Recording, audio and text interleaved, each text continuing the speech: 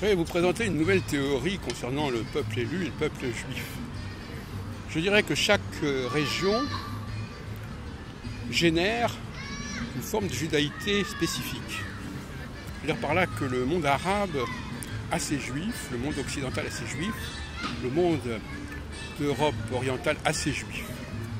Donc on peut dire que d'une certaine manière, les juifs occidentaux, les juifs de France et d'Alsace, les juifs de l'Ouest, sont générés en quelque sorte par la civilisation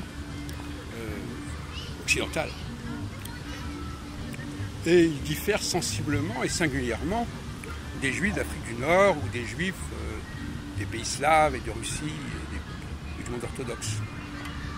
Donc, une de ces trois grandes régions, je ne parle pas non plus des juifs américains, qui seraient peut-être apparentés à une occidentale ou qui constitueraient une entité à part. En tout cas, les juifs de telle et telle région ne sont pas assimilables aux juifs de telle autre région.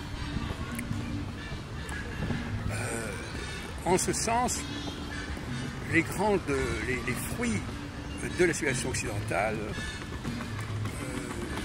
ce n'est pas le christianisme, bien qu'on puisse se poser la question de savoir si le christianisme, tel qu'on le connaît, est né du monde occidental, ce qui serait discutable, mais ce serait plutôt, les fruits en question seraient plutôt la langue française, par exemple, et le judaïsme français, le judaïsme occidental, européen, depuis 5-6 siècles.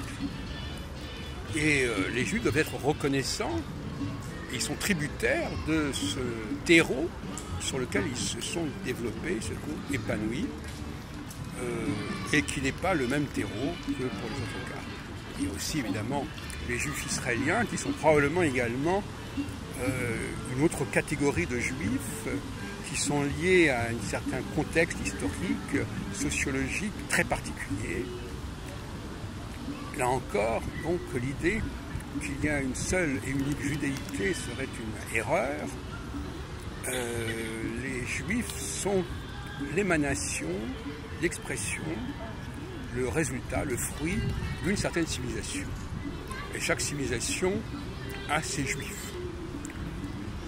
Par conséquent, quelque part, si le judaïsme occidental est un judaïsme particulièrement progressiste, particulièrement fécond, particulièrement créatif depuis plusieurs siècles, c'est parce qu'il a connu, il a pu s'installer, il a pu se développer sur un terrain favorable. Et c'est pour cela que je suis tout à fait opposé à toute mixité au sein du monde juif. Chaque entité historico-géographique a ses juifs et ce sont des juifs qui sont différents, qui ont une mentalité différente, un mode de fonctionnement différent.